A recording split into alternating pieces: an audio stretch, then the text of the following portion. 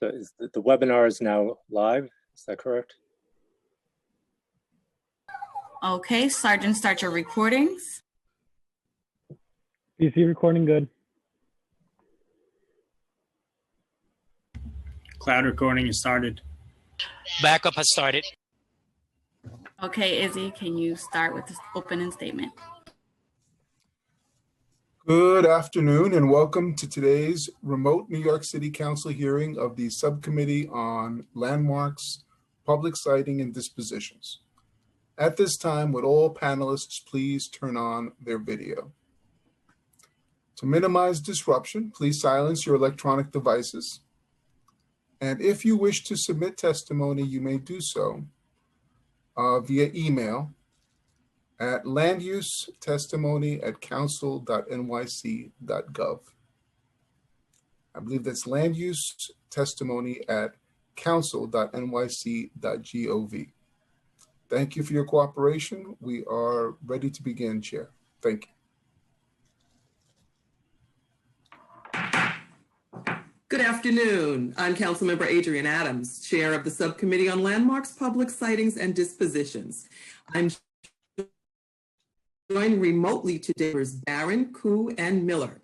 Today we will have two public hearings. The first will be on the landmark designation of Public School 48 in Queens, near and dear to my heart.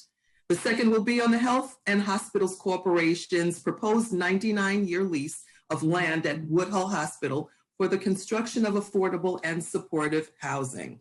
Before we begin, I recognize the to review today's hearing procedure. Thank you, Chair Adams. I am Jeffrey Campagna, counsel to this subcommittee. Members of the public who wish to testify were asked to register for today's hearing. If you wish to testify and have not registered, please go to www.council.nyc.gov to sign up now. If you are a member of the public who wants to watch this hearing, please watch the hearing on the New York City Council website. All people testifying before the subcommittee will be on mute until they are recognized by the chair to testify. When the chair recognizes you, your mic will be unmuted.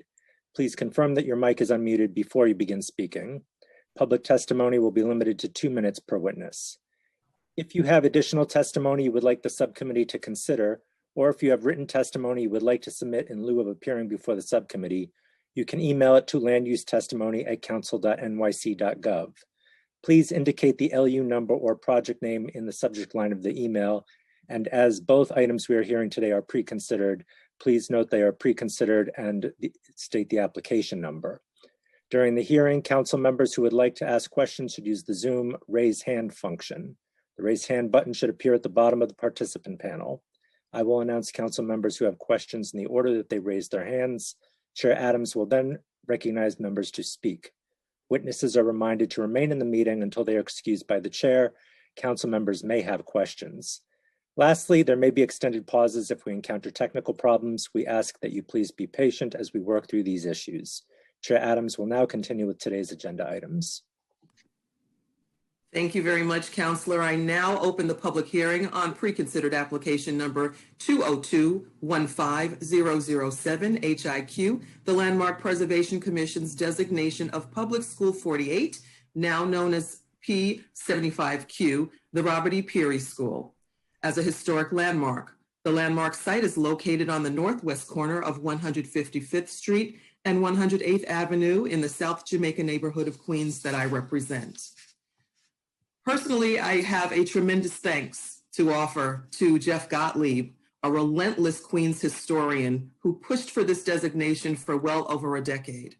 Jeff recognized the gem that is the Robert E. Peary School that early on incorporated the use of Art Deco in the design of an elementary school. This was consciously done by the Board of Education to relieve overcrowding in my South Jamaica School District after World War I. The Jamaica Colored School, as it was then known, would now house Public School 48, which has served the community under the exemplary leadership of Principal Patricia Mitchell and the educators and staff at PS 48, who continue a legacy of excellence in learning for the scholars at PS 48. This designation will most certainly be a great marker of pride and distinction for generations to come, for the graduates and for the greater Southeast Queens community. Queens has so much history to offer, and we have to do much more to ensure that history records our architectural and artistic contributions to the city of New York.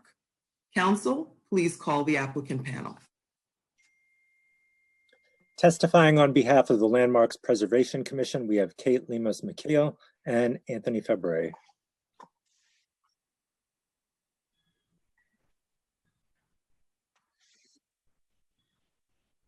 Panelists, could you please raise your right hands and state your names? Kate Lemus-McKeel. Anthony Fabry. You affirm to tell the truth, the whole truth, and nothing but the truth in your testimony before this subcommittee and an answer to all council member questions. I do. I do. Thank you. Your presentation is being loaded into Zoom and will be displayed when you request it. Slides will be advanced at your request. Before you begin, once again, state your name and affiliation for the record. You may begin. Good morning, Chair Adams and subcommittee members. I'm Kate Lemus-McKeel, Director of Research at the Landmarks Preservation Commission, and thank you for the opportunity to present PS 48 in Queens, designated on September 22nd as an individual landmark. And thank you in particular, Chair Adams, for your support for this designation. Whenever ready, we could go to our first slide.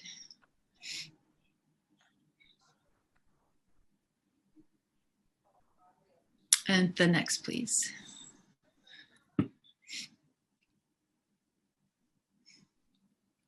Great. First proposed in 1931 and completed in 1936, the Art Deco style Public School 48 in Jamaica represents an extensive construction program undertaken by the New York City Board of Education to relieve overcrowding in existing school districts and to meet the needs of new growing residential neighborhoods after World War I. It is a notable design by its architect, Walter C. Martin, and an early use of the Art Deco style for elementary school buildings, demonstrating innovations in school planning and a stylistic shift away from the more traditional revival styles commonly used in the early 20th century and into the 1940s. At the Landmarks Commission's public hearing on August 4th, the Commission received support for the proposed designation from 4 people, including Councilmember Adrienne Adams and representatives from the New York Landmarks Conservancy, Historic Districts Council, and the Art Deco Society of New York. No one spoke in opposition, and in addition, we received 1 letter of support from Jeff Gottlieb. Next, please. The Public School 48 is located at the southeast corner of 108th Avenue and 155th Street in South Jamaica, Queens. Next, please. These maps from 1891 on the left and 1907 on the right show the eventual location of Public School 48 with blue stars. Jamaica, one of the 5 towns that made up Queens County prior to 1898, was a vital link between the farms of Long Island and the markets of New York. The downtown developed throughout the 18th and 19th centuries as a result of improved roads and public transportation. However, the area known as South Jamaica remained largely rural farmland until the 20th century, and residential development remained scattered into the 1920s. Next, please. Plans for a single citywide school system began prior to New York City's consolidation, and a reorganized Board of Education was established in 1901 to administer the system. The prior year, the state legislature had amended the consolidated school law governing the city's schools, abolishing separate segregated schools for African American children. By 1901, PS 48 was established in a 1-story wood schoolhouse, which had been built in 1886 as Jamaica's quote-colored school. PS 48 was housed there until the new school was completed in 1936, and that school building is shown here on the right and indicated with a black outline in this map. The population grew in the 20th century as the former farmland of South Jamaica was developed, and a diverse working class neighborhood grew around the area that would be chosen for the new school, shown with a blue star. Next, please. Efforts to replace the old schoolhouse had begun as early as 1905, but it was not until 1931 that plans to build the new Public School 48 at 108th Avenue and 155th Street were first announced. The following year, it was reported that the new school would be the first to be built along the P-type plan, incorporating an extended auditorium wing with space for more classrooms, as shown in this rendering. Superintendent of Buildings, Walter C. Martin, had originally developed the P-type plan in 1930, but it appears to have been put aside until its use for PS 48. Next, please. Walter C. Martin served as superintendent of buildings for the Board of Education from 1928 until 1938, during which time he designed hundreds of new schools or additions to existing schools throughout the 5 boroughs, including 34 new elementary schools and 5 high schools in Queens alone. The Herman Ritter Junior High School in the Bronx, shown here, is perhaps his most notable building, built in 1929 to 31 and a New York City landmark. Martin's school designs were executed in a variety of styles, from Renaissance Revival to Colonial Revival to the Art Deco seen here, displaying a range of stylistic approaches to school design in the interwar period. Martin used the modernistic or Art Deco style for some large projects, such as Herman Ritter, and adapted it for smaller elementary schools like PS 48, where his use of the style created modern civic monuments for growing communities. Next, please. Constructed between 1932 and 1936, Martin's design for the 3-story Public School 48 indeed imparts a sense of monumentality appropriate to a civic structure, anchored with strong corner towers and featuring vertical piers with stylized foliate capitals, creating the impression of a crenellated parapet. Next, please. His use of the Art Deco style drew inspiration from industrial and commercial buildings, reflected in its large window openings, originally with awning windows as seen in the 1940 tax photo on the right, and incorporated distinctive decorative treatment not seen on some of his other schools in the style. Next, please. Drawing upon the decorative palette used in his design for Ritter Junior High School, Martin highlighted the main facade with bicolor brick spandrels, bicolor terracotta plaques evocative of the importance of education, stylized foliate plaques atop the piers, and granite entrance surrounds featuring stylized eagles that harbor bronze doors with bronze and framed multi-light transoms. These highly distinctive decorative features set PS 48 apart from other schools of the period and style. Next, please. And in lieu of carving the name of the school on the facade, Martin applied stylized cartouches with the school's numerical designation, balancing them with the New York City Board of Education seals just above the base of the towers. And next, please.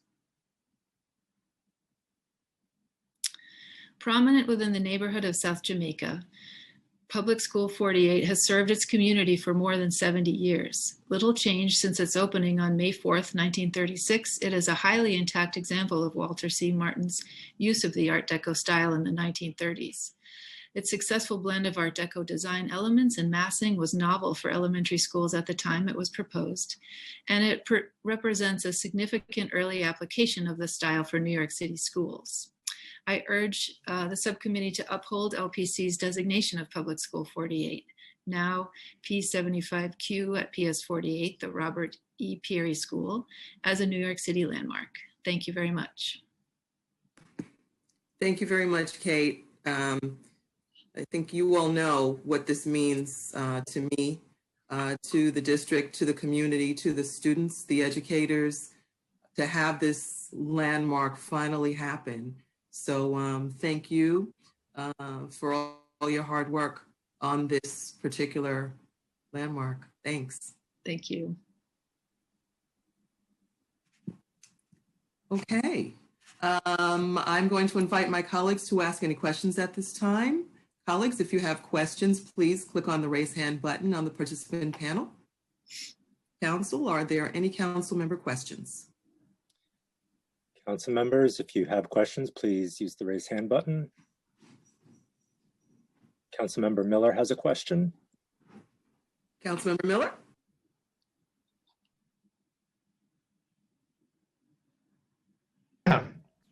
Again, good afternoon, Chair Adams. We thank you for this designation. It is important to the Jamaica community. It is so good that you're doing this, and oftentimes that, I remember when people were raising this voice that you've kept that light shining. So it's very important that we're able to do this. So as you move forward, are there any responsibilities that go along with the maintenance of this facility, specific to its designation? Well, as with any landmark, proposed changes to the exterior of the building would come to the commission. There are a lot of general maintenance that we don't need to see, but things like window replacement or changes to the facade would come to us. Our staff does approve a lot of proposals for work without needing to go to the commission, and we do have a good working relationship with the Board of Education. So it was, this is a hard time for schools, as we all know. And so we do have a lot of experience with the needs of school buildings and approving changes that need to be made. Okay, thank you.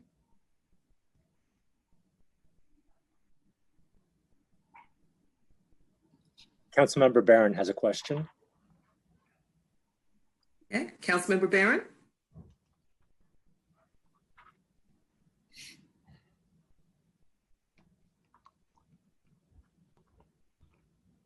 Please unmute Councilmember Barron.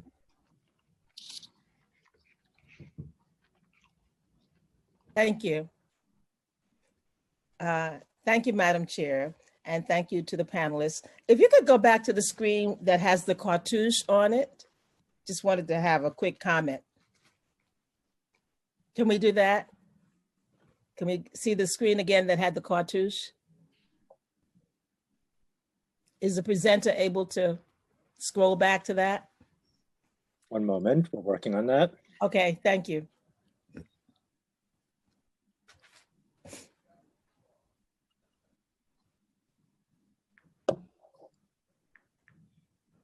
Is it this one?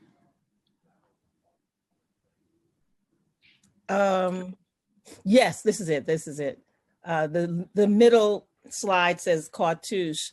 I just wanted to point out for people who may not know that a cartouche is from the Egyptian culture. And what it is it's a framing, as you can see by the boundaries of what is the exact center of that presentation. And I just wanted it to be noted that it has origins in Egypt, ancient Egypt, I think back to the 4th dynasty. So I just wanted to make that comment. Thank you. Thank you. That was great. And that's from our resident. Thank you so much, Councilmember Barron. Thank you. For bringing the history always. Thank you. I'd also like to recognize we've been joined by Councilmember Traeger. Council, are there any other questions? I see no other council member questions. Okay. There being no further questions for this panel, the panel is excused, and thank you again very much. Thank you. Council, are there any members of the public who wish to testify on this item? There are no members of the public who have signed up to testify on this item. Okay.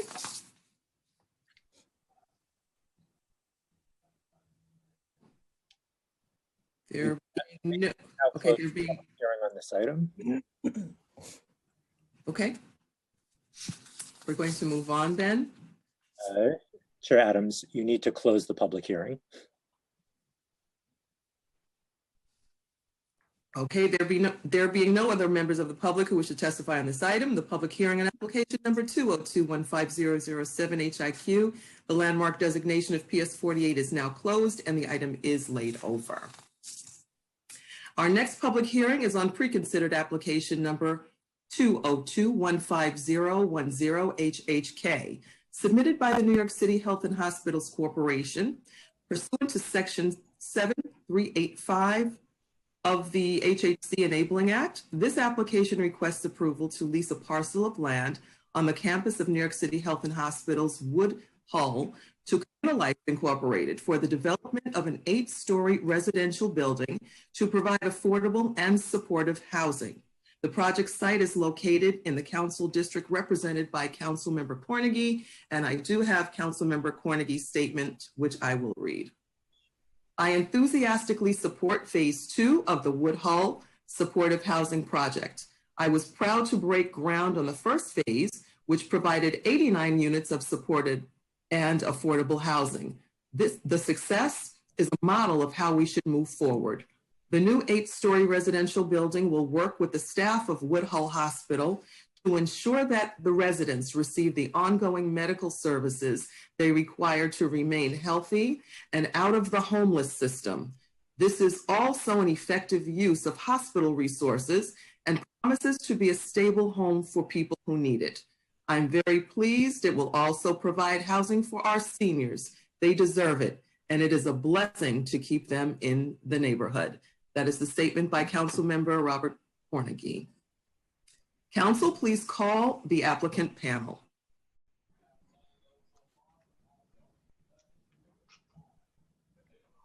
Christine Flaherty will be testifying on behalf of the New York City Health and Hospitals Corporation, and Dr. Rosa Gill will be testifying on behalf of Communilife.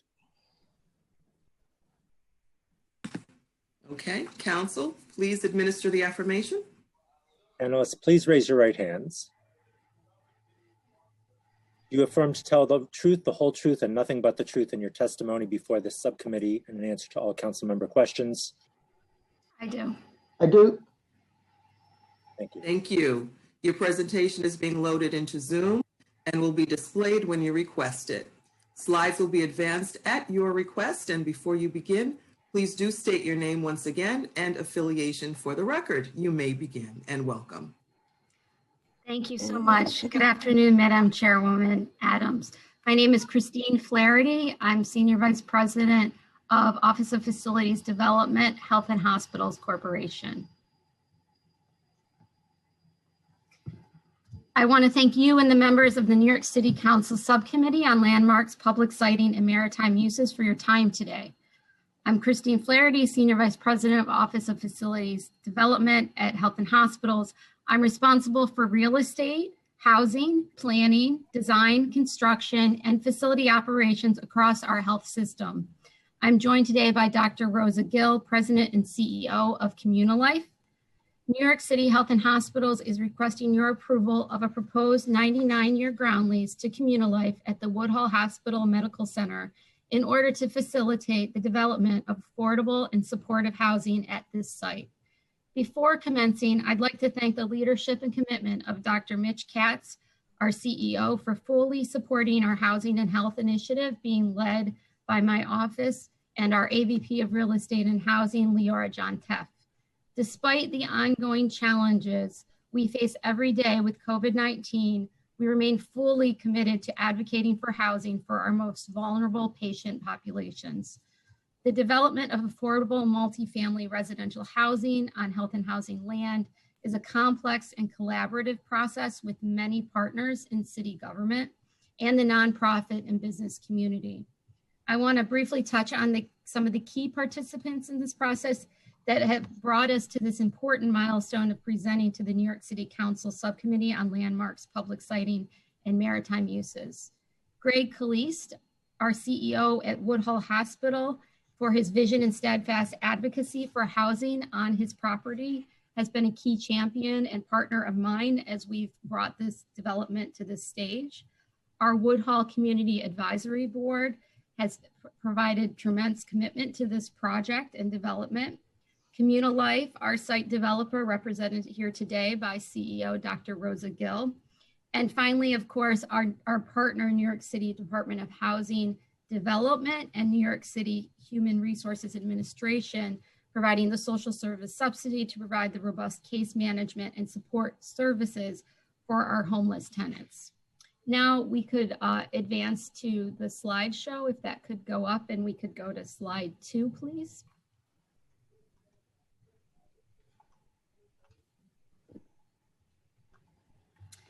Before talking about the ground lease and project at hand, I'd like to take a few minutes to talk about why housing is health at health and hospitals. Homelessness in New York City is a growing problem. It requires ongoing urgent action. With over 130,000 New Yorkers, many of them children, spending at least one night in homeless shelter back in fiscal year 2018. As the largest public health system in the nation, Health and Hospitals serves more than 53,000 persons experiencing homelessness each year, while ensuring nearly 17,000 homeless individuals through its subsidy health plan, Metro Plus. 53,000 equates to 5.6% of our entire patient population at Health and Hospitals.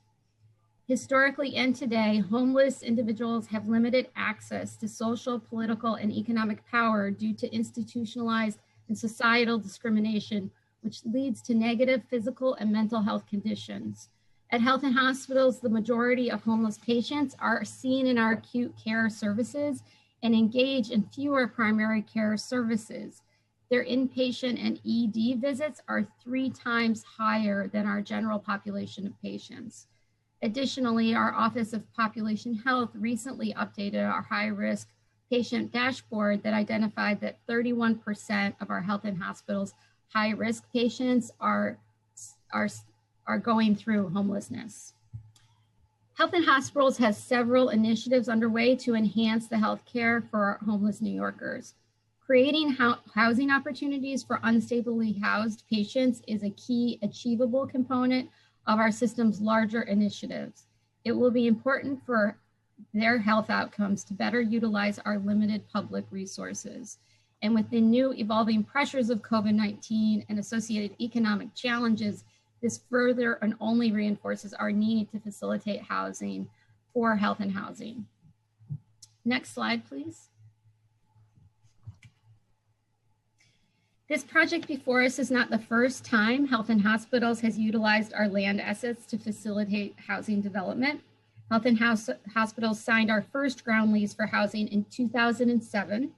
And per our governing statute, we lease our land from the City of New York and in turn sublease to other entities. Since our core business is healthcare, we have collaborated with the city's real estate centered agencies for designating private developers for housing development rather than sole sourcing on our own. Our sister agencies have the capacity and subject matter expertise in housing and real estate to issue RFPs and RFQs and evaluate proposals and qualifications. Since 2013, HPD has been our main partner in this endeavor. They not only have had the housing expertise, but the financing tools to facilitate the development of affordable housing to best serve low-income New Yorkers. To date, there are 8 occupied buildings with 1,243 occupied units of housing on our properties and 2 buildings with 349 units in construction. In March of this year, H&H analyzed the unit distribution of the 8 occupied buildings, and we estimate approximately 1,800 residents live there. We then analyzed our electronic medical records and matching housing addresses with patients. We calculated that about 747 patients are at these addresses, or 40% of our residents. 560 Winthrop at King's has the largest patient count, while the fewer patients live at Seaview on Staten Island. There are a few different types of housing developments on our campuses. Senior housing is low-income housing for those aged 62 and older. Low-income housing serves only those earning less than 60% area median income. AMI is a standard set forth by HUD to determine income eligibility for subsidized housing. While mixed income housing projects include both low and middle income units with a variety of AMIs and affordability tiers. Supportive housing projects are generally considered low-income housing projects. They have no more than 60% of the units set aside for formerly homeless New Yorkers and include a robust suite of wraparound case management services for these tenants. The remainder of the units in these buildings are typically low-income units. There are currently 457 units set aside for formerly homeless New Yorkers and designated as supportive housing on our land, most notably at Kings County and Woodhull. Upon completion, 72 units at the T Building and Queens Hospital will be set aside to formerly homeless New Yorkers with serious mental illness. Moving forward, we would like to develop on our land to be supportive housing because this housing model specifically houses homeless New Yorkers who are our most vulnerable patients in most need of care. Next slide. At this point, we will move to the presentation to present the specific development at Woodhull Hospital. I would like to introduce Dr. Rosa Gill, our nonprofit developer, who will walk through and introduce her amazing organization and the development at hand associated with this request. Thank you. Good afternoon. Thank you, Senior Vice President Flaherty. And many thanks to Chairperson Adams and committee members for giving us the opportunity to present this project at this committee. I'm the Rosa Gill, and the President and CEO of Community Live, Inc. This is a 31-year-old community-based nonprofit organization. Our mission is to provide vulnerable communities with housing and culturally sensitive and supportive services. And we do believe that no one should be without the housing and support they need to lead a healthy and meaningful life. We serve over 3,000 low-income and vulnerable New Yorkers annually with the supportive services, housing, affordable housing, and supportive housing. We own and manage over 2,000 units of affordable housing in 11 buildings in Bronx, Brooklyn, and Queens. We have, in 2016, HPD designated Community Live through the RFQ to develop the first building on the Woodhull campus, and that was completed in 2019. And also in 2019, HPD designated Community Live through the RFQ process for the second building on the campus of Woodhull. Next slide, please.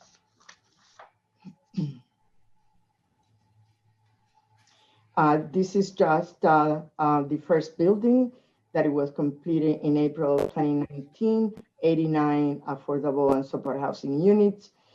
54 were for patients from Woodhull Hospital and H&H, chronically homeless individual living with serious mental illness. We work led in the interagency coordination to rent up the homeless patients. And currently the care management, the case staff work very closely with the Department of Psychiatry at Woodhull Hospital and Metro Plus to ensure the continuity of services. As a matter of fact, a recent study by Metro Plus found reductions in behavioral health and medical admission for the 29 patients in the first year of occupancy. Next slide.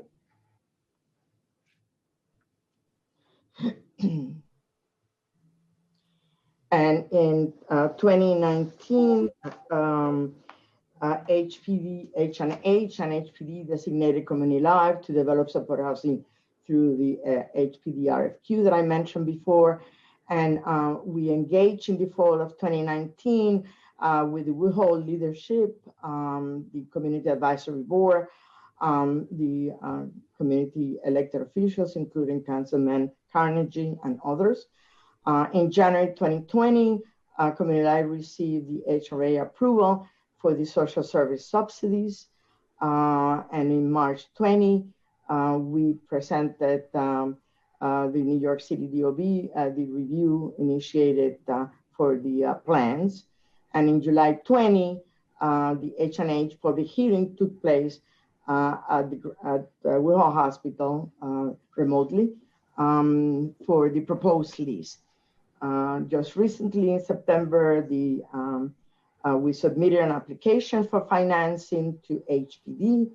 And in October of 2020, the H&H Capital and Board review ground lease. January 21, we do anticipate HPD tax credits award. And we do hope that the construction loan closing and ground lease execution will take place in 21. And we do anticipate the completion of this building by 23. Next slide, please. Just to show you what this building will like to your right, the first building, and then in the background you have the second building, which is the 8-story high, 92 residential units, 12,950 square feet.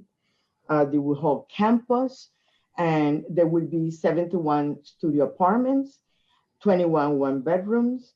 The amenities include 24-hour security doorman, laundry, community room, computer room, and a bike room. We will preserve 51 parking spots for hospital use, and the landscape along Troop Avenue and the Plaza rear yard will be done. These two buildings will be connected on the first floor through the shared commercial kitchen. Next slide. And here we have the supported housing units, 56 studios. These are for persons living with mental illness to be referred by WeHo Hospital or H&H hospitals. And the household income limits are 47,760 and the 60 AMI. The rent is 1,390. HPD project base 1515, annual rental contract value at 800,000 support these rental payments. We do have 21 bedrooms for seniors age 62 and older. The household income limit 23,880 through 27,300 with an AMI of 30%. 8 units with federal project-based vouchers, 1,631, and 13 units at 492 rent, marketed through the Housing Connect. There are an additional 15 studio apartments for low-income community persons. Household income limit 47,760, 60 AMI, rent of $900, and it will be advertised and marketed through the Housing Connect. Next slide, please. As I referred before, the population, the 56 units for supported housing will be eligible patients living with mental illness who can live independently in permanent housing with the appropriate social service support. And this will, of course, we will coordinate the work with NYC HRA. One of the important of our model is a very strong case management and continuity of care, because it is not enough just to provide a person, a homeless person, with an apartment, but also is critical for them to continue to receive care at the hospital. And therefore, we have a patient center on-site case management services, and we will receive a contract 900,097 from New York City HRA. Patient coordination will, of course, continue, as I mentioned before, with the WeHo outpatient treatment to make sure that this patient continue to do well in the community. The building, we will do other activities such as educational activities, social and recreational activities. Next slide, please. The design, the project meets the HPD supported housing program design standards, enterprise green community standards such as Energy Star appliances, water sense certified fixtures, low no VOC paint, photovoltaic PV panels on the mechanical roof. And we have, of course, done modification regarding the COVID. And so we will have hand wash stations at the lobby area and critical common area, easy to clean surface in community room and apartments, informative signage for tenants, and enhanced to the air handling system are considered in the bidding process. Next. And of course, we will work with SANIC to make sure that we can, as much as we can, employ community individuals in this project. The withhold financing is 37 million total development cost, 27.5 funded by New York City low income housing tax credit and HPD city capital subsidy loan, and 7.5 amortizing bank loan and 1.7 development contribution. And the project is governed by 60-year HPD regulatory agreement. H&H ground lease is 99 years term. H&H annual lease servicing fee of $12,000. And after year 15, excess cash flow allow for potential limited payment to H&H. And that concludes my presentation. Thank you so much. I believe now we're ready to take any questions. Again, thank you for your time and giving us the opportunity to present this important initiative for health and hospitals. Thank you both very much for the presentation.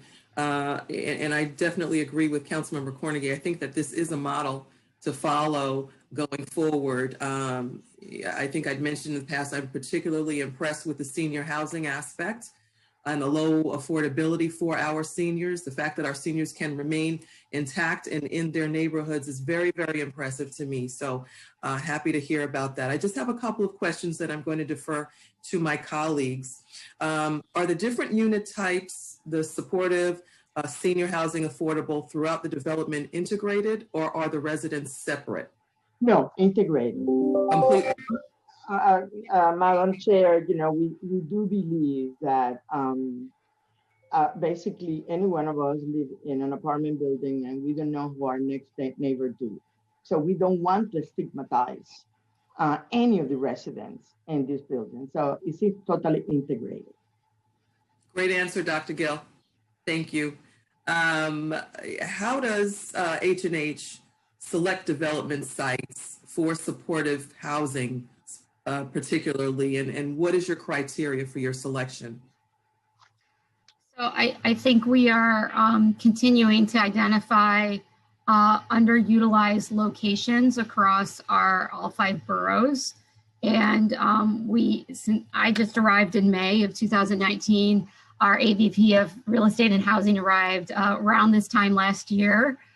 We are reinvigorating health for housing across all of our locations, and we are developing plans across our underutilized properties and hope to partner with Commissioner Carroll and HPD to look for more supportive housing opportunities.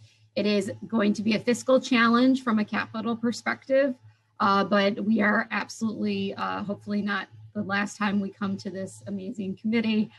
We're hoping that we're going to be able to close at least a deal a year so that we can fit ourselves in, and we will continue to advocate for health for housing as an alternative tax credit programs on the federal level that I think would really recognize the fact that there needs to be other opportunities for healthcare driven housing opportunities. Thank you, Christine. Very aggressive outlook. That's good. Along those same lines, how does the cost of developing supportive housing for this particular population compare with the cost of hospitalization, hospital admission? So that's a great question. I mean, if you think about, it depends on the type of hospitalization and the length of stay and a number of things, but from a very basic perspective, it can be a tremendously a better outcome for an individual, which in my mind is priceless, but also a cost savings. A hospital bed, depending on the services being provided, could be anywhere from $1,500 to $2,500 a day. When you're thinking about a monthly rate of housing, you can do the math quickly with services. that's a much more stable environment for an individual, and as well as home. Home is very different than staying in a hospital to get ongoing critical care. So there's definitely, as healthcare savings as well, opportunity for health and hospitals. If I may add, Senior Vice President, that the population that we serve, Madam Chair, is primarily homeless individual, and there are multiple admissions to hospitals and emergency room, which is very costly by the population. And as I mentioned before, the study done by MetroPlus already show a reduction in the number of readmissions to the hospitals and ER. So obviously, from our perspective, it's a great savings to the hospital because of the population that we are serving. Thank you. I just piggybacking on what you both just said, how far does the program go to meet the need when it comes to homelessness and homeless who are at risk once discharged? So this will help those number of units. There's a very large need, and we're going to do everything we can within our span to our long-term goal, I think, is to try to find a way to add to the pool of numerous homelessness initiatives, not compete. We want to try to be additive to help address definitely a really challenging, urgent need for the city. Very much. I'm going to defer now to my colleagues. Their questions. Colleagues, if you have questions for the panel, please do click on the raise hand button on the participant. Council, are there any council member questions? Councilmember Koo has a question. Okay, Councilmember Koo. Thank you, Chair Adams. Can you hear me? Hello? Yeah? Yes. Okay. So I want to thank the administration for building this kind of affordable housing using the underutilized public land around public hospitals. My question is, for this supportive housing, they still have to pay rent, right? But if these homeless people, they don't have an income, how do they pay rent? They contribute, Councilman Koo, they do contribute 30% of their income toward the rent. And so they contribute 30% of the income. 30% of their income, and the income, of course, public assistance, whatever. Yes. So if their income, I'm sorry. So if their income is very limited, you still take 30%. Yes. And how do they get medical care? Do you use the same hospital staff in the hospital, or you have your own medical staff, like psychiatrists or nurses? You have your own staff to take care of these supportive residents? Councilman Koo, this is a supported housing unit. It's not a licensed program per se. So what we really do is we work very, very closely with the staff, the psychiatric staff at Woodhull Hospital. As a matter of fact, our staff meet with the Woodhull staff on a weekly basis, and we go over the challenges that a patient may have. Sometimes being in the house, we can see behaviors that the psychiatrist does not know. And so by us sharing this information, it really, really provides a great continuity of care. And for example, these patients are on medication, and it's critical that they do take the medication regularly. So we monitor that so we can tell the psychiatrist, where we're seeing the effect and the effectiveness of the medication. And it can go either way. Sometimes you need to regulate the medication. So we are able to say to the psychiatrist, these are the behaviors that we are seeing. So there's a very, very close relationship between the case managers in the housing building together with the staff in the Department of Psychiatry at Woodhull Hospital. But thank you for your question. It's a very important one. That's really good. So from what I understand, compliance in taking medication for psychiatric patients are really important, compliance. So if you can monitor that, and you will cut down on the many bad incidents of these patients. So I want to thank you in advance for your good work. No, I have no more questions. Thank you. Thank you. Council? Councilmember Barron has a question. Okay, Councilmember Barron? Thank you, Madam Chair, and thank you to the panel for their presentation. I just want to commend this project. I think it's an idea that is much delayed in coming. We know that we have a healthcare crisis in our community. We know that there are many people who need assistance with their mental health care and need that supervision that can be provided in a setting that understands who they are, what their issues are, and is supportive and acknowledges them. So I want to commend the council member. I want to commend the developer and the community-based organization for modeling this project and hope to see many more of them. I particularly like the income levels. Everybody knows that's my pet peeve, you know, and that we're supporting people who have needs. And the question was asked about how can the homeless bear those costs? Yes, it's only 30%.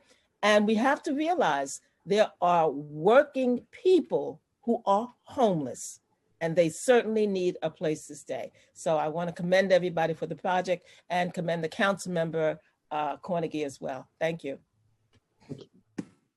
Thank you, Councilmember Barron. Council, are there any other members wishing to ask questions at this time? If any other members have questions, please use the raise hand button now. I see no other council member questions. Okay, there being no further questions for this panel is excused, and thank you again for an extraordinary project. Thank you. So much for your time. Take care. You. Council, are there any members of the public who wish to testify on this item? There are actually no members of the public signed up to testify on this item. Okay, that's unusual for us. Okay, thank you very much. All right, there being no more questions. Page 25. All right. The public hearing on the application number 202151010HHK. The HHC Woodhull lease is now closed and the item is laid over. That concludes today's business. I remind you that if written testimony on today's items, you may submit it to landusetestimony@council.nyc.gov. Please indicate the application number or the project name in the subject heading. I'd like to thank the applicants, members of the public, my colleagues, of course, subcommittee council, land use staff, and the sergeants at arms for participating in today's hearing.